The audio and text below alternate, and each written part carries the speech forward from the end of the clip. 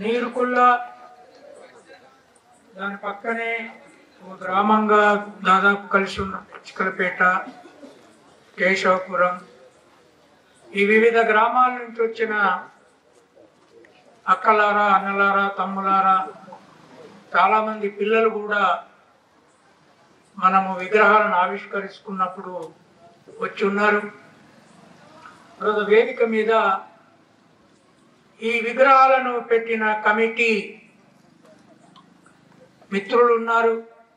నాతో పాటు ఈ సమావేశంలో మాట్లాడడానికి వచ్చిన నా మిత్రులంతా ఉన్నారు. ప్రవీణ్ ఒక 7-8 మందిని తీసుకొని సడన్ గా ఒకరోజు ఇంటికి వచ్చాడు. వచ్చి ఇట్లా మా ఊళ్ళో చాలా మంచి విగ్రహాలను, మహాత్మా పూలే, సావిత్రిబాయి పూలే విగ్రహాలను పెడుతున్నాం, మిమ్మల్ని ముఖ్య అతిథిగా రావాలని మేము కోరుకుంటున్నామని చాలా ఆల్మోస్ట్ బలవంతంగా నువ్వు రాకుంటే ఇక తప్పదు అన్నట్టు చెప్పాడు. మేము ఊకోము, సిఐ గారి దగ్గరికి పోయి కేసు పెడతాం అన్నట్టు. సిఐ గారికి ఎంత పవర్ ఉందో ఇప్పుడు మనం చూసాం వేదిక మీద. సో ఇక భయపడి వచ్చిన నేను. ముఖ్యంగా ఇది నీరుకుల్ల గ్రామంలో ఇప్పటికే ఒక అంబేద్కర్ విగ్రహం పెట్టాము. దాని పక్కనే ఒక పూలేది, ఒక సావిత్రిబాయి పూలేది భార్యాభర్తల విగ్రహం పెడుతున్నాము అని చెప్పినప్పుడు నేను వాళ్ళని ఒక ప్రశ్న అడిగాను. పూలే విగ్రహం ఎత్తెంతున్నది, సావిత్రిబాయి పూలే విగ్రహం ఎత్తెంతున్నది? వాళ్ళు చెప్పారు, పూలే విగ్రహము 7.5 ఫీట్లు ఉంది మేము చేయించింది, సావిత్రిబాయిది 6 ఫీట్లు ఉంది. అంటే నిజానికి నేను చాలా విగ్రహాలు చూశాను, ఇప్పటికి కొన్ని విగ్రహాల ఆవిష్కరణకు వెళ్ళాను, కానీ జంటగా ఇంత పెద్ద విగ్రహాలు గ్రామంలో 2 తెలుగు రాష్ట్రాల్లో కూడా ఎక్కడ పెట్టలేదు. రెండవది, ఇది నీరుకుల్ల గ్రామం. ఈ నీరుకుల్ల గ్రామం అనగానే నాకు నా చిన్నతనము జీవితం గుర్తొచ్చింది. నేను బడికి అసలే పోకముందు పెంచికలపేటలో మా బంధువులు ఉండేది. రాజు ఇక్కడికి వచ్చిన సిఐ కూడా నాకు దగ్గర బంధువు. ఆయన కూడా ఫోన్ చేశాడు, మామ మా ఊరు వాళ్ళు అడుగుతున్నారు మీరు పోవాలని. అయితే ఈ నీరుకుల్ల అనే గ్రామం చెప్పగానే నేను బడికి కూడా పోకముందు పెంచికలపేట గ్రామంలో మా వదినే ఊరది. పాపయ్యపేట నుండి అంటే నర్సంపేట అవతల 12 కిలోమీటర్ల పైన ఉన్న పాపయ్యపేట నుంచి 9 ఏళ్ళ పిల్లగానప్పుడు మా అయ్యతో పాటు నేను పెంచికలపేటకు నడిచి వచ్చాను.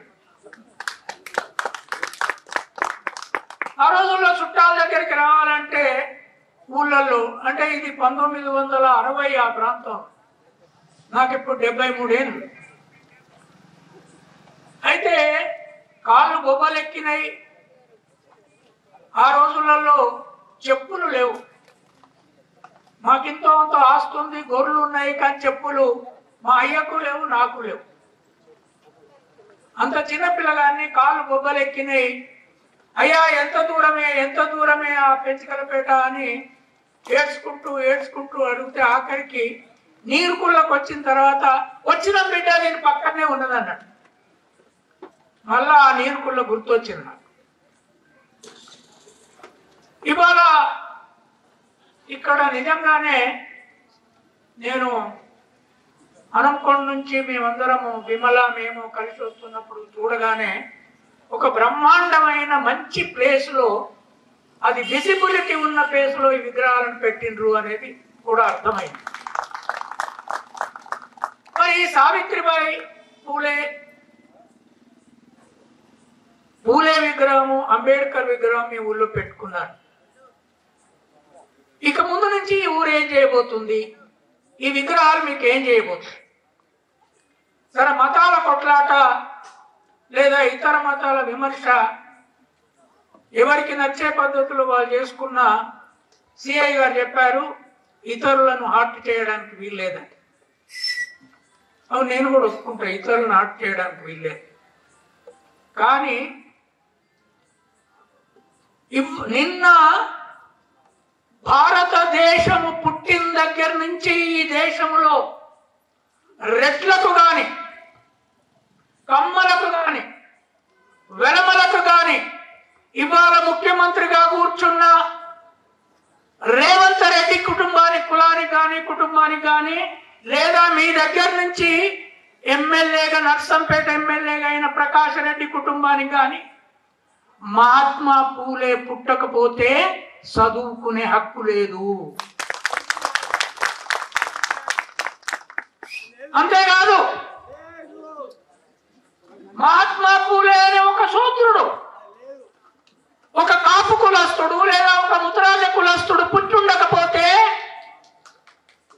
3000 సంవత్సరాలు ఈ దేశంలో అక్షరాలు వచ్చినాయి, ఈ దేశంలో పుస్తకాలు వచ్చినాయి, ఈ దేశంలో సంస్కృతం ఉన్నది. అంతకుముందు ఆ తర్వాత ఈ దేశంలో ముస్లింలు వచ్చిన తర్వాత పర్షియన్ భాష ఉన్నది. అవి పాలక భాషలుగా 3000 ఏళ్ళు ఉన్నాయి. ఆ తర్వాత బ్రిటిష్ వాళ్ళు వచ్చారు. 1817లో బ్రిటిష్ ప్రభుత్వం ఈ దేశంలో అన్ని భాషలను పాలక భాషలుగా తీసేసి ఇంగ్లీష్ భాషను బ్రిటిష్ ప్రభుత్వం ప్రవేశపెట్టింది. కానీ ఆ ఇంగ్లీష్ భాషను, అంతకుముందు సంస్కృత భాషను, ఆ తర్వాత వచ్చిన పర్షియన్ ముస్లిం భాషను బ్రాహ్మణులు, వైశ్యులు మాత్రమే చదువుకునే హక్కు ఉండేది. రెడ్లకు లేదు, వెలమకు లేదు. అంతకంటే బ్రాహ్మణ స్త్రీలకు చదువుకునే హక్కు లేదు. వంటగదిలో బ్రాహ్మణ స్త్రీ, నాకు ఆ స్త్రీలంటే గౌరవం. ఆ స్త్రీలకు, ఆ ఒక ముండరాలకు పుట్టిన బిడ్డను సావిత్రిబాయి, జ్యోతిబాయి పూలే సాదుకొని మొట్టమొదటి డాక్టర్ను వాళ్ళే చేశారు ఈ దేశంలో. యశ్వంతరావు. సావిత్రిబాయి వచ్చేంత వరకు వంటగదిలో అది బ్రాహ్మణ స్త్రీయా, రెడ్డి స్త్రీయా, వెలమ స్త్రీయా, కమ్మ స్త్రీయా, గొల్ల స్త్రీయా, కాపు స్త్రీయా, మాదిగ స్త్రీయా, మంగళ స్త్రీయా, అక్షరము రాసే హక్కు లేదు. వంటగదిలో సంస్కృతం మాట్లాడే హక్కు లేదు. పూజ కోసం మాత్రమే సంస్కృతం మాట్లాడే హక్కు ఉంది. ఆ స్థితి నుంచి సావిత్రిబాయిని, నేను ఈ ఊరికి నడిచి వచ్చే నాటికి స్కూల్ లేదు మా ఊళ్ళో. ఆ తర్వాత స్కూల్ వచ్చింది. అప్పుడు ఒక పంతులు, మొట్టమొదటి వచ్చిన పంతులు పాపాయపేట గ్రామానికి వచ్చి, మా అవ్వ పేరు కచ్చకట్టమ్మ, మేము గొర్రెలు కాసుకుంటాం, కులం పెత్తనం కూడా మా అవ్వ చేసేది. మా అమాయకుడు కళ్ళు తాగి ఉండు తప్ప ఆయనకేం తెలియదు. రోజు బొక్క కూర తినాలి, కళ్ళు తాగాలి, గొర్రెగాయ. కానీ మా అవ్వ భూస్వాములకు వ్యతిరేకంగా పోరాడింది, పోలీస్ పటేల్కు వ్యతిరేకంగా పోరాడింది. దెబ్బలు తిని ఆ దెబ్బలకు భరించలేక ఒక ఇంజక్షన్ ఇయ్యరాని డాక్టర్తో ఇంజక్షన్ తీసుకుంటే అది సెప్టిక్ అయ్యి 1967లో చచ్చిపోయింది. నేను 14 ఏళ్ల పిల్లగాన్ని. అప్పటికి చదువు లేదు. చదువుకు దోలు కట్టమ్మా అని మా అవ్వని అడిగితే ఆ పంతులు వచ్చి ఏమన్నా దొరికానా, అయ్యా మేము సూత్రుళ్ళం, మేము కురువాళ్ళం, మాకు చదువు అచ్చికి రాదు అన్న. ఆయన మళ్ళీ చెప్తాడు, కాదు అట్లా కాదు, చదువు అచ్చికి రాదంటే కుదరది అంటే, లేదు శూద్రులను శూద్రులు బడికి పోతే శూద్రులను చంపేస్తారు, ఆ దేవతలే చంపేస్తారని మా అవ్వ నమ్మింది. నేనేం చేయాలి? నమ్మి చదువుకు దూరనన్నారు. తర్వాత వాళ్ళని కనుక్కొని ఇదే పెంచికలపేట గ్రామంలో వాళ్ళ బంధువు ఒక ఆయన చదువుకొని అక్షరాలు నేర్చుకున్న ఆయన ఉంటే, ఆయన కట్టమ్మ తోలు ఏం కాదు, రోజులు మారుతున్నాయి అంటే నన్ను బడికి దోలేడు. కానీ బడికి దోలిన తర్వాత నేను ఉస్మానియా యూనివర్సిటీ ప్రొఫెసర్ అయినాక నుంచి స్కూల్ నుంచి చదువుకున్నాం. హనుమకొండ ఆర్ట్స్ అండ్ సైన్స్ కాలేజీలో BA చదివాను. ఆ తర్వాత నేను హైదరాబాద్లో MPhil PhD అన్ని చేశాను. కానీ ఎక్కడ పాఠములో పూలే సావిత్రిబాయి పూలే పేర్లు లేవు. ఉన్నాయా? ఎక్కడన్నా పాఠాలు ఉన్నాయా? పూలే సావిత్రిబాయి పూలే కాదు. ఈనాటికి చెప్పండి, కుండలు చేసే దాని మీద పాఠం ఉన్నదా? బట్టలు ఉతికే దాని మీద పాఠం ఉన్నదా? ఉన్నదా చెప్పండి. అందుకే నేను చాలా మీటింగ్లలో అడుగుతున్నాను. ఇవాళ ఇక్కడికి వచ్చిన చాలా మంది మగవాళ్ళు ఉన్నారు. మీ జీవితంలో ఎప్పుడైనా ఒక్కసారి పెళ్లి చేసుకున్న వాళ్ళు భార్య బట్టలు ఉతికారా? ఒక్కరోజన్నా చీరే జాకెట్ ఉతికారా? సావిత్రిబాయి ఇవాళ మనం సావిత్రిబాయి పూలే బొమ్మను ఇవాళ ఇక్కడ పెట్టుకున్నామంటే మీరు ఇక్కడి నుంచి పోయిన తర్వాత మీ భార్యలకు చెప్పండి, బట్టలు నానబెట్టండి, రేపు మేమే ఉతుకుతామని చెప్పండి. ఇది మార్పేనా కాదు? వాషింగ్ మిషన్ లో కూడా మగవాళ్ళు ఉతుకారు. వాషింగ్ మిషన్ లో కూడా మగవాళ్ళు ఉతుకలేరు. సిఐ గారు అట్లా మీరంటే సమాజం మార్పులు కోరుకున్నట్లుగా. వెరీ గుడ్, మీరు ఉతికింది అనుకోండి. కానీ ఇక్కడ నేను అడిగేది ఏంటి అంటే, స్త్రీ ఎంతమంది మీరు మగవాళ్ళం ఇల్లు ఊడుస్తున్నా? మన పిల్లలకు ఇల్లు ఊడవండి, గిన్నెలు తోమండి అని పిల్లలకు చెప్తున్నామా? మగ పిల్లలకు చేస్తున్నారా? చేస్తున్నా. మీరు అయితే చేశారు కదా. బడిలో పాఠం ఉందా? అది చదువు అంటే పాఠాలు లేకపోవచ్చు. అంటే మీరు సిఐగా స్కూల్ కు పోయి చెప్పండి. ఇక్కడ ఈయన ఆపారు కదా, స్కూల్ కు పోయి చెప్పండి ఎట్లా పాఠాలు చెప్పాలి రోజు. I appreciate that. But ఈ సొసైటీ మోడల్ మీకు ఒక్క విషయం చెప్తాను. 1987లో ఈ కంచాయిలయ్య అనే కుర్మోడు, వీని చదువు రాని వద్దన్నోళ్ళు, వీనికి ఇంగ్లీష్ రాని వద్దన్నోళ్ళు, మొట్టమొదలు నేను పూలే మీద రాసిన అదే బ్రాహ్మణ్, మహారాష్ట్ర బ్రాహ్మణ్ రాసిన పుస్తకం వెతికి పట్టుకొని ఆయన మీద మొట్టమొదటి వ్యాసం తెలుగు రాష్ట్రాల్లో రాసింది నేనే. ఇవాళ ఇక్కడ వచ్చిన పుస్తకం, దానికి ఇంట్రొడక్షన్ నాదే. మీరు పోయి చదవండి ఈ పుస్తకం. ఈ గులాంగిరి ఎవరైతే ఉన్నారో, ఈ గులాంగిరి భారతదేశంలో శూద్రుడు రాసిన మొట్టమొదటి పుస్తకము ఇది. స్లేవరీ, తిరుగుబాటు, స్త్రీల విముక్తి కోసం రాసింది. కనుక నేను పోలీస్ డిపార్ట్మెంట్ మీద నా గౌరవం ఉంది, ఉపాధ్యాయ డిపార్ట్మెంట్ మీద ఇంకెక్కువ గౌరవం ఉంది, డాక్టర్ల మీద ఎక్కువ గౌరవం ఉంది. అందరికంటే స్త్రీల మీద ఇంకెక్కువ గౌరవం ఉంది. మీకు ఒక్క విషయం చెప్తాను. నేను పెళ్లి చేసుకోలేదు. నేను పెళ్లి చేసుకోకపోవడానికి ఒక కారణం, మహాత్మా పూలే, సావిత్రిబాయి పూలేల జీవితం చదివిన తర్వాత ఒకవేళ నేను పెళ్లి చేసుకుంటే నేను చదివిన భార్యాభర్తల జీవితంలో ప్రపంచంలో చాలా వ్యక్తుల జీవితాలు చదివాను. వాషింగ్టన్ జీవితం చదివాను, జెఫర్సన్ జీవితం చదివాను, ఈ దేశంలో నెహ్రూ జీవితం గురించి చదివాను, సర్దార్ పటేల్ జీవితం గురించి చదివాను, సావర్కర్ జీవితం గురించి చదివాను. కానీ ప్రపంచంలో బుద్ధుని మీద PhD చేశాను నేను. కానీ పూలే సావిత్రిబాయి లాంటి భార్యాభర్తలు ఈ దేశంలో ఎక్కడ ఈ ప్రపంచంలో పుట్టలేదు. ఎందుకు పుట్టలే? 9 ఏళ్ళు సావిత్రిబాయి పెళ్లి చేసుకున్నప్పుడు, 13 ఏళ్ళు పూలేకి ఆయన పెళ్లి చేసుకున్నప్పుడు, గాంధీ కూడా అట్లనే పెళ్లి చేసుకున్నాడు. అదే వయసులో భార్య ఉంది, ఆయన కూడా అదే వయసులో ఉన్నాడు. నెహ్రూ అట్లనే చేసుకున్నాడు. అదే పూర్ణానగరంలో తిలక్ కూడా అట్లాగే బాల్య వివాహం చేసుకున్నాడు. కానీ ఒక్క పూలే మాత్రమే 9వ ఏట పెళ్లి చేసుకున్న అమ్మాయిని గదిలోకి పంపి తల్లిదండ్రులు భర్తగా వ్యవహరించు అంటే లేదు, ఆమె 18 ఏళ్ళు వచ్చేంత వరకు టీచర్ గా వ్యవహరించి చదువు చెప్తాను బెడ్రూమ్ లో అన్నాడు. చెప్పారా ప్రపంచం? అంతేకాదు వాళ్ళను తండ్రి చేత తిలక్ బయటపడేయించాడు. ఆడపిల్లకు చదువు చెప్తున్నాడు, నీ కొడుకు అరే తీసేయి, ఇంట్లో ఉంచుకుంటావా, నేను బహిష్కరించాలా అన్నాడు. తిలక్ ఎవరైతే స్వాతంత్ర్య పోరాటంలో ఒక గొప్ప లీడర్ గా ఉన్నాడో, అది ఎక్స్ట్రీమిస్ట్ లీడర్ అంటారు ఆయన కాంగ్రెస్ లో. ఆ లీడరు సమాజం మారడానికి వీల్లేదన్నాడు. అంతకుముందు చాలా మంది సంఘ సంస్కర్తలు పుట్టారు, కానీ వీళ్ళు ఇంట్లోకి వెళ్ళి తండ్రి కొడితే ఎక్కడికి పోయిన పూలే మాదిగ వాడకు పోయి మాదిగింట్లో ఉన్నాడు. ఆ మాదిగింట్లో ఒక గుడిసెలో భార్యాభర్తలుండి ఆ మాదిగింట్లోనే ఆడపిల్లలకు స్కూల్ పెట్టిండ్రు. దళిత ఆడపిల్లలతో పాటు బ్రాహ్మణ ఆడపిల్లలను కూడా తీసుకొచ్చి ఆ స్కూల్లో స్కూల్ పెట్టిండ్రు. ప్రపంచంలో ఎక్కడైనా జరిగిందా?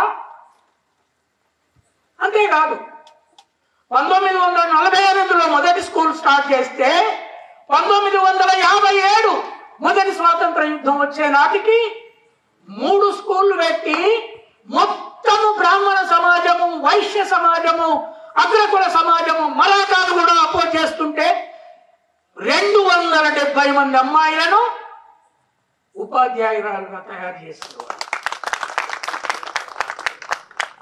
వాళ్ళ గురించి మనం ఏం నేర్చుకోవాలి? అంతేకాదు, ఆ రోజులలో విడోస్ శంకరాచార్య పూనా పోతున్నాడు. ఇది హిస్టరీ చెప్తున్నా సిఐ గారిని. పూనా పోతే ఆయన పూనా పండితులను అడిగారు, మీరు వస్తే కండిషన్స్ ఏమిటి అని. అంటే నేను వస్తే బ్రాహ్మణ విడోస్ గర్భవతిగా ఆ సిటీలో గాని ఆ ఊళ్ళో గాని ఉండడానికి వీల్లేదంట. ఒక అమ్మాయి గర్భవతిగా ఉండింది, ఆమెను ఏం చేయాలి అంటే శంకరాచార్య అక్కడికి వచ్చేరాటికి ఆమెను చంపేయాలి. ఇది పరిస్థితి. ఎట్లా చంపాలని అడిగితే ఒక ఎండు చెట్టు చూసి దానికి తొర్ర చేసి ఆ తొర్రలో ఆమెను దింపి చెట్టుకు నిప్పంటించాలని. ఇది కల్చర్.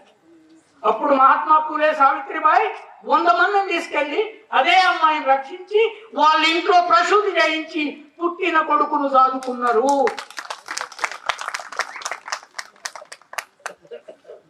అంతేకాదు, 1890లో పూలే చచ్చిపోయిండు. ఈ సాదుకున్న కొడుకు తలగోరు బట్టే హక్కు లేదని బంధువులంతా అడ్డం తిరిగారు. మరి ఎవరు పట్టాలి అంటే పూలే అన్న కొడుకులు ఉన్నారు, తమ్ముని కొడుకులు ఉన్నారు, వాళ్ళు పట్టాలన్నారు. అప్పుడు సావిత్రిబాయి ఏమన్నారంటే, లేదు, మీరు ఒకవేళ యశ్వంతరావు పట్టొద్దు అంటే వాళ్ళు హిందువుగానే కాల్చుకున్నారు. యశ్వంతరావు పట్టొద్దు అంటున్నారు కదా, నేను మాత్రమే నా భర్తకు తలగోరు పడతానని మొట్టమొదటి తలగోరు పట్టిన స్త్రీ. అంతేకాదు, 30 ఏళ్ళు వచ్చేంత వరకు వాళ్ళ పిల్లలు పుట్టారు. పిల్లలు పుట్టకపోతే సావిత్రిబాయి తండ్రి వచ్చి, పాటిల్ ఆయన పేరు, తండ్రి వచ్చి, పూలే నీకు ఇప్పటికి పిల్లలు అయితే లేరు, నేను సావిత్రితో మాట్లాడాను, నువ్వు ఇంకో పెళ్లి చేసుకో, ఆ పుట్టిన పిల్లల్ని 3 కలిసి పెంచండి అని పూలేతో అంటాడు. పూలే ఏమంటాడు తెలుసా, మామా పిల్లలు పుట్టింది ఆమె లోపం వల్ల కాదు, పిల్లలు పుట్టింది నా లోపం వల్ల, సావిత్రికి ఇంకో పెళ్లి చేద్దాం, 3 కలిసి పిల్లల్ని పెంచుతామంటాడు. ఉన్నదా ఇట్లాంటి మానవుడి దేశం? ఏ దేవత చరిత్ర ఇట్లున్నదా అంటున్నా నేను, ఇట్లున్నదా అంటున్నా ప్రపంచం. నేను జీసస్ చరిత్ర చదివిన, బుద్ధుని చరిత్ర చదివిన, మహమ్మద్ చరిత్ర చదివిన. అందులో బుద్ధుడు మహమ్మద్ పెళ్లి చేసుకున్నాడు. నిన్ననే నేను ఒక వ్యాసం రాసిన. కానీ పూలే అంత గొప్ప భర్తలుగా జీవించలేదు. అంటే ఇవాళ మీరు ఈ గ్రామంలో పెట్టినోళ్ళు, ఇక్కడి పోలీస్ వ్యవస్థ కానీ టీచర్లు కానీ ఏం చేయాలి అంటే, ఈ ప్రభుత్వంతో కొట్లాడి కొట్లాడి కొట్లాడి నేను ఇంగ్లీష్ మీడియం పెట్టించిన మీ ప్రైవేట్ స్కూళ్ళలో కొట్లాడి 40 ఏళ్ళు జగన్మోహన్ రెడ్డి ముందు పెట్టిండు నా మాట విని. తర్వాత తెలంగాణలో వచ్చింది. మొన్న కొట్లాడి కొట్లాడి అడిగి అడిగి ఒక స్త్రీ యూనివర్సిటీకి సాకలి ఐలమ్మ పేరు పెట్టించిన సాధ్యమా సాకలి ఐలమ్మ పేరు పెట్టిస్తే? నాకు ఫోన్ చేసి ప్రొఫెసర్ చదువురాని సాకలాల పేరు పెట్టిస్తాను అంటే, అవును చదువు ఎంతమందికి వచ్చాను, ఎన్ని పేర్లు ఉన్నాయి చదువు రాని వాళ్ళ పేర్లు యూనివర్సిటీ? ఎంతమంది పేర్లు ఉన్నాయి చెప్పనా అన్నా నేను. వాళ్ళకి తెలిసి నేను ఏ పేర్లు చెప్తాను. వాళ్ళకి అర్థం కాదు ఏంటి అంటే, అంతకు ముందే నేను ఎప్పటి నుంచో రాస్తున్నాను కనుక ఇదే నరేంద్ర మోడీ ములుగు దగ్గర వచ్చిన యూనివర్సిటీకి సమ్మక్క సారక్క పేరు పెట్టారు. సమ్మక్క సారక్క చదవచ్చా? దేవత, లక్షలాది మంది పూజిస్తున్నారు. బంగారం, అక్కడ బెల్లం బంగారం అవుతుంది. సాకలైలమ్మ ఇవాళ ప్రపంచ మేధావిగా ప్రపంచానికి పరిచయం అయ్యే రోజు వచ్చింది. ఈ పోరాటాన్ని ఎవరు ఆపలేదు. ఇప్పటి నుంచి నేను మీకు ఒకటే ఒక సలహా ఇస్తున్నాను. మీరు ఏ డిపార్ట్మెంట్ లో ఉన్నా, మీ స్కూల్లో ఉన్న పిల్లలు ఇంగ్లీష్ మీడియంలో కనుక చదువుకుంటే, ఎస్ఐ గారు మీరు దేశభక్తి కావాలన్నారు కదా, నా దేశభక్తి ఏం దొరికానా? ఒక్క 25 సంవత్సరాల్లో భారతదేశం చైనాను మించిపోవాలి అన్ని రంగాల్లో. ఇవాళ మనం లేం. చైనా, అమెరికా రెండు మాత్రమే యుద్ధ రంగంలో ఉన్నాయి. పోరాటం అక్కడ జరుగుతుంది, మనం లేం.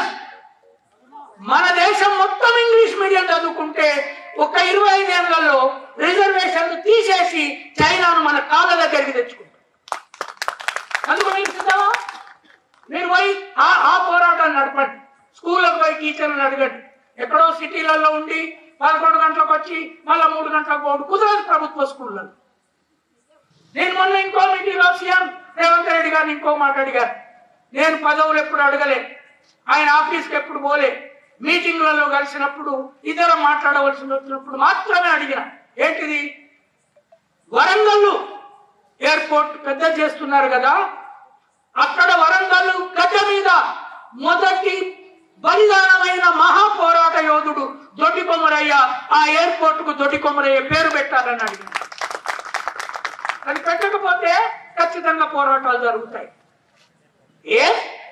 ఎవరైతే త్యాగాలు చేశారో, ఎవరైతే బలిదానాలు అయ్యారో, ఎవరైతే ఈ స్వాతంత్ర గడ్డ నిలబెట్టారో, ఎవరైతే ఈ కాన్స్టిట్యూషన్ రాశారో, ఈ కాన్స్టిట్యూషన్ ఫలితాలు ఎవరైతే అనుభవిస్తున్నారో వాళ్ళు ఈ దేశంలో నాగలు దున్నినోనికి, చెప్పులు చేసినోనికి, కుండలు చేసినోనికి, సైన్స్ పని చేసినోనికి హక్కులు లేకుండా చేసినప్పుడు తిరగబడేటప్పుడు కోపం వస్తుంది. తిరగబడేటప్పుడు సాహిత్యంలో emotion. I request the police department to, if there is a case, you can file it. But I never understood that a police officer can stop a speaker right on the stage. That is not correct. You can have it, you can file a case on it. If there is a case, you can file a case on it. Is it right or wrong? Right. Understanding ఏంటి అంటే, ఈ దేశాన్ని collective గా అభివృద్ధి చేద్దాం. ఈ దేశంలో శాంతి భద్రతల విషయంలో ఎవ్వరికి రాజీ లేదు. ఇతరులను అవమానపరచాలనే ఆలోచన ఎవ్వరికి లేదు. చరిత్రను మార్చాలనే ఈ యొక్క సంఘర్షణను మనం అందరము సావధానంగా అర్థం చేసుకొని, మీరు ఇంత గొప్ప ప్రోగ్రాం పెట్టినందుకు, మీరు ఇంత కృషి చేసి ఇంత గొప్ప విగ్రహాలు పెట్టినందుకు అందరిని, ఇంక్లూడింగ్ పోలీస్ ఆఫీసర్లను కూడా, మమ్మల్ని అందరినీ కూడా వేదిక మీదకి పిలిచినందుకు ఈ నీరుకుళ్ళ గ్రామ ప్రజలందరికీ నా కృతజ్ఞతలు, ధన్యవాదాలు. ఇప్పుడు మనం అందరం కలిసి ఉందాము. రేపు ఒక కళాకారుడు గాని, రచయిత గాని ఏ తప్పు చేసినా చట్టాలు ఉన్నాయి. ఆ చట్టాల ప్రకారమే ఎవరికైనా మనము ఆ చట్టాల ప్రకారం పోదాం. మనం అందరం గట్టిగా ఒకసారి మనము ఈ రాజ్యాంగాన్ని రక్షిద్దాము. అదే మనకు మూలకారణం. అంబేద్కర్ రాసిన రాజ్యాంగం. ఈ రాజ్యాంగాన్ని